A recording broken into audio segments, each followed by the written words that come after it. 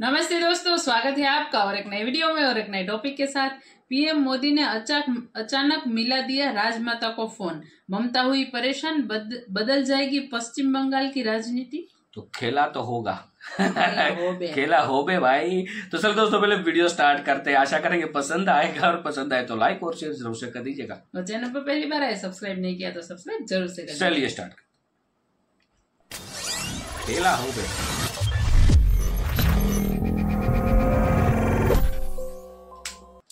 अमृता जी नमस्कार। नमस्कार मोदी जी, आपका बहुत आभारी हूँ। आप मुझे चांस दिए हैं लोगों की सेवा करने के लिए। हम 100% कोशिश करेंगे। आपका चुनाव अभियान कैसा चल रहा है? अभी तो हम निकले हैं, तो एक बीजेपी को उनका पिता का देहांत हो गया, हम इधर ही आए हुए हैं, तो अभी वापस जाके हम प्रचार में ही निकलेंगे। अमृता जी, आप महाराजा कृष्णराय चंद की विरासत को आगे ले जा रही है। एक बात आपको हम शेयर करना चाहेंगे, हम क्या कह सकते हैं? जी जी जरूर, मुझे अच्छा लगेगा। ये जो महाराजा कृष्णचंद्र का हम फैमिली है, तो उसका भी ये लोग विरोध कर रहे हैं। क्या बोल रहे हैं कि वो ब्रिटिश के साथ साथ दिया था, फिर वो मैंने हम लोगों को गद्दार समझते हैं। क्यों किया वो नहीं बोल रहे हैं। इतना जमीन दान किया, इतना सब लोगों के लिए किया, भलाई के लिए किया, वो सब नहीं बोल रहे हैं। लेकिन क्या बोल रहे हैं, तो हम बोला कि क्यों किया ऐसा महाराजा कृष्णचंद्र। अगर नहीं करते तो हमारा सनातन धर्म तो पूरा खत्म हो जाता है कि नहीं। तो वो बात है, क्योंकि तब का वो जो नवाब थे सिराजुद्दौला, तो वो तो बहुत अत्याचारी भ्रष्टाचारी थे। तो उसीलिए उन्होंने तो अकेला नहीं किया, बहुत सारे राजाओं के मिलन हुआ, उसके बाद सभी ने किया। जगत सेठ भी थे और राजाओं थे, तो उसी सभी के मेहनत से ये काम सफल हुआ। तो अगर नहीं होता, आज हम हिंदू नहीं रह पाते, हमारा भाषा दूसरा होता, हमारा वेशभूषा एकदम अलग होता और सभी अलग हो जाते। हम तो दूसरों के अधीन रहते ना, यही बात है। अमृता जी, बचपन में हमारे यहाँ हम लोगों को जो पढ़ाया जाता था, उसमें कृष्णचंद्र राय की समाज सुधार का काम, बंगाल के विकास का काम, बंगाल के विकास के मॉडल, ये सब सुनने को मिलता था बचपन में।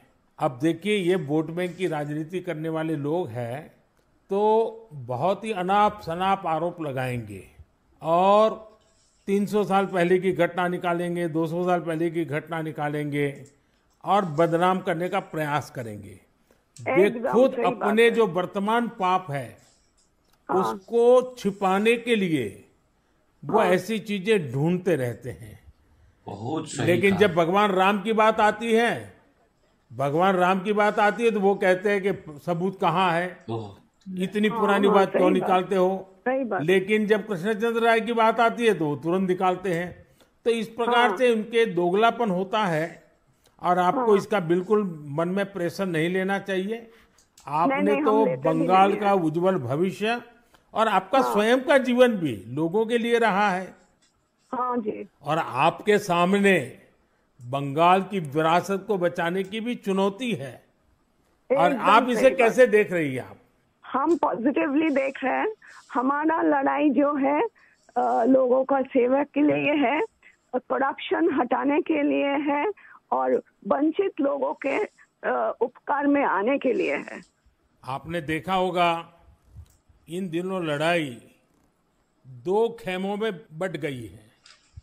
एकदम। एक हमारा खेमा है जो इस देश से भ्रष्टाचार को मिटाने के लिए कदम उठा रहा है, और दूसरा हमारे सामने वाला खेमा है, वो भ्रष्टाचारियों को बचाने के लिए इकट्ठे होना, एक दूसरे को बचाने के लिए लड़ाई लड़ना, आरोप करना, और जिन्होंने पहले खुद ने आरोप किए थे वो भी उनको बचाने में लग गए हैं। यानी उनके लिए देश उनकी प्राथमिकता नहीं है, सत्ता ही उनकी प्राथमिकता है। और इसलिए चुनाव में हमने भ्रष्टाचार मुक्त भारत बनाने के लिए लड़ना ही लड़ना है। क्योंकि हमारे देश के युवाओं का भविष्य उज्जवल बने, इसलिए भ्रष्टाचार से मुक्त देश होना ही चाहिए। आपको देखकर ही हम आए हैं। जी अमृता जी, मैं बहुत आपका आभारी हूँ, क्योंकि हमारी टोली को आपने जब ये बताया तो मुझे जरूर लगा कि मुझे एक बार आपसे बात करनी चाहिए। अमृता जी, बंगाल के अन्य इलाकों की तरह हाँ जी। कृष्णा नगर में भी बीजेपी को बहुत उम्मीद के नजर से देखा जाता है। अब आप वहां लोगों से मिल रही हैं, आपको भी लोगों का उत्साह उमंग फील होता होगा। बहुत जनों ने बोला उन लोगों का डीए अटक गया। बहुत जनों ने बोला स्कूल में भर्ती कराने के लिए लाखों का पैसा चाहिए। बहुत जनों ने बोला हमको बोला था कि घर देंगे, नहीं दिया। तो क्या बोले इसको? अमृता जी, मैं आपको एक बात बताता हूँ। हाँ जी। मैं एक लीगल एडवाइस ले रहा हूँ। हाँ, प्लीज बोलिए। हमने बंगाल में ये ईडी वालों ने करीब 3,000 करोड़ रुपया इनका अटैच किया हुआ है। अब ये पैसा गरीब आदमी का पैसा है। किसी ने शिक्षक होने के लिए पैसा दिया, किसी ने क्लार्क होने के लिए पैसा दिया।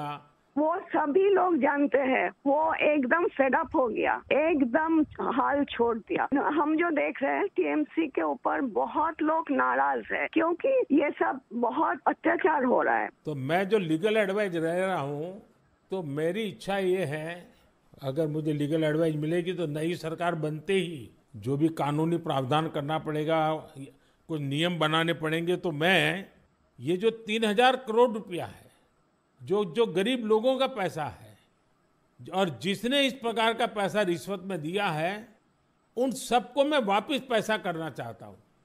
तो आप पब्लिक में जरूर बताइए कि मोदी जी से मेरी फोन पर बात हुई है और उन्होंने कहा है कि बंगाल के लोग विश्वास करें कि जो 3,000 करोड़ रुपया ईडी ने अटैच किया हुआ है, वो 3,000 करोड़ रुपया गरीबों का पैसा है बंगाल के, और वो उनको वापस देने के लिए कोई न कोई रास्ता मैं खोजूंगा। ये जरूर बताइए आप लोगों को। हम बोलेंगे।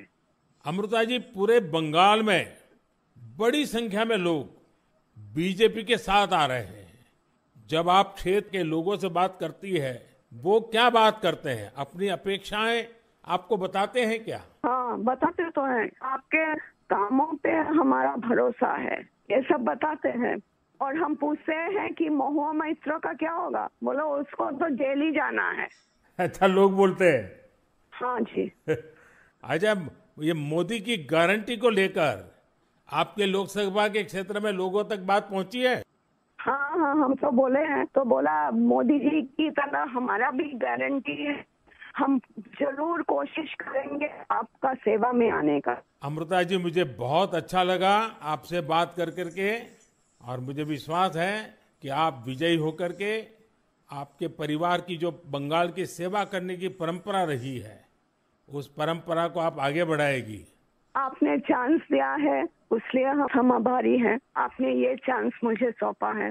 बस आप जीत करके आइए, हम मिलकर के बंगाल के लोगों की बहुत सेवा करेंगे। और आप भी जीतने के बाद पहले 100 दिन में कृष्णनगर में क्या करना है, उसका पूरा काम निकाल के रखिए। मैं पूरी तरह आपके साथ खड़ा रहूंगा, और उसमें से जो भी काम भारत सरकार को करने होंगे, वो तुरंत कराने का हम प्रयास करेंगे। आपका आशीर्वाद मुझे चाहिए बस। जनता का आशीर्वाद हम सबको चाहिए। जनता का आशीर्वाद ही हमारी सबसे बड़ी ताकत है। लेकिन आप मुझे गाइड करिए, ये हमारा रिक्वेस्ट है। नहीं, बिल्कुल हम संपर्क में रहेंगे, और मेरी आपको बहुत शुभकामनाएं हैं। बहुत बहुत धन्यवाद जी। नमस्कार।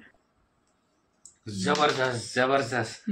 थैंक यू दोस्तों, वीडियो को यहाँ तक देखने के लिए। और जो राजमाता जी थे, कृष्ण कुमार जो वहां के राजा थे, उसके ये वंशज है, जो उसको अभी वहां पे टिकट मिली है। और कृष्ण नगरी वहां पे जो मतलब वो राज्य का नाम था।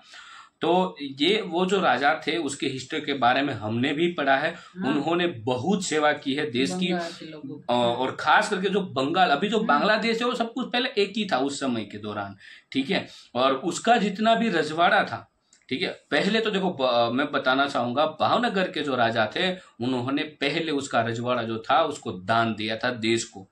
फिर धीरे, और ये बात सही है कि उस समय सबसे लास्ट में, मतलब लास्ट तो नहीं गिन सकते हैं। लेकिन अंत समय पे भी कृष्ण कुमार जी ने पूरा जमीन दान दे दी गई थी। और क्योंकि हिंदू जो था वंश, हिंदू जो पूरा धर्म था, उसको बचाने के लिए उन्होंने बहुत कुछ किया है। तो अंग्रेजों का भी इसमें जिक्र हुआ, तो थोड़ी बहुत ये भी बात सत्य हो सकती है। मोदी जी ने क्या कहा वो भी दोस्तों आपने सुना होगा। ये हमारे जीवन में भी काम आ सकता है कि जब भी कोई आपका लोग विरोध करने लगे, या तो आपको गाली देने लगे, या तो आपको मतलब आपकी जो छवि है वो झूठी दुनिया को दिखाने लगे, तब समझ जाएगा कि अब आपकी सक्सेस स्टार्ट हो चुकी है। क्यों? क्योंकि उसको पता चल चुका है कि ये मेरे से अब आगे जा रहा है, तो उसको मैं कैसे गिराऊं।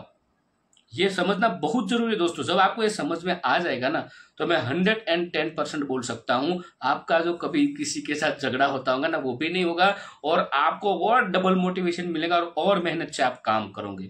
तो यही हो रहा है बंगाल में। तो भाई अब मेरे को नहीं लग रहा ममता जी की, हालांकि अभी वहां पे विरोध पक्ष में बीजेपी ही है, लेकिन इस बार मेरे को लग रहा है कि बंगाल में बहुमत मिलेगा बीजेपी को। और उसके बाद जो चुनाव आएगा, जो स्टेट का चुनाव होता है मुख्यमंत्री साहिब का, तो उसमें तो अभी ये तो गया, क्योंकि अब क्या है कि सीए भी आगे आ चुका है ना, उसको भी लागू कर दिया गया है। तो अब वैसे भी जो इन लोगों को बांग्लादेश से खरीद के लाए थे पैसा दे दे के, मतलब जाली आधार कार्ड बना बना के जो वोट ले रहे थे, अब वो भी खत्म हो जाएगा। मोदी जी ने कहा है मैं छोड़ूंगा नहीं भाई किसी को। और ईडी लगा दी है ऑलरेडी। और 3,000 करोड़ रुपए अटैच किए हैं, मतलब इन लोगों ने सब, मतलब वो रिश्वत, और वो ईडी के पास सब कुछ है। अब तैयारी है कभी भी बंगाल में। अब मेरे को लग रहा है केजरीवाल जी के बाद अब ये मैडम का नंबर आने वाला है। और बंगाल में तो मतलब सरकार चेंज होनी ही चाहिए, वहाँ पर सरकार नहीं, अब ममता जी को जेल जाने का टाइम आ चुका है। देखो ये जो बातें होती है ना, ये बातें का बहुत कुछ मायना रखता है। मोदी साहब ने यहाँ पे क्लियर वर्ड यूज किया है कि ये जो 3,000 करोड़ है उसका जो लेखा जोखा है, ईडी वर्ड यूज इसमें मोदी जी ने खुद किया है। मतलब अब यहाँ पे आपको समझ में आ जाना चाहिए कि भाई अब केजरीवाल जी के बाद ममता जी की बारी आने वाली है, ये पक्का है। ये और 8-10 मिनट का कॉल था, पूरा कॉल आपको दोस्तों सुनाया गया। आशा करेंगे वीडियो भी आपको पसंद आया होगा। और पसंद ये लाने का रीजन यही था कि मोदी जी जो बात करते हैं उसकी बातों में जो ताकत है ना, और वो दूसरे को कैसे सलाह देते हैं, और उसके पास जो भी मंत्रिमंडल है उसके साथ उसका क्या व्यवहार होता है, वो सब कुछ इस कॉल के माध्यम से दोस्तों आपको समझ में आया होगा। बाकी दोस्तों ये वीडियो आपको कैसी लगी कमेंट में लिखकर आप हमें जरूर बता दीजिएगा। फिलहाल आपसे विदाई तो ले रहे हैं, लेकिन मिलते हैं दोस्तों और एक नए वीडियो में आपके साथ। टिल देन जय हिंद, जय भारत।